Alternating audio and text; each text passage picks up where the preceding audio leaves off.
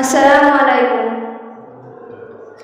আল্লাহকে যদি মানো, ঈমান তবে আনো, কুরবানি হবে কবুল, বিফল হবে না যেন।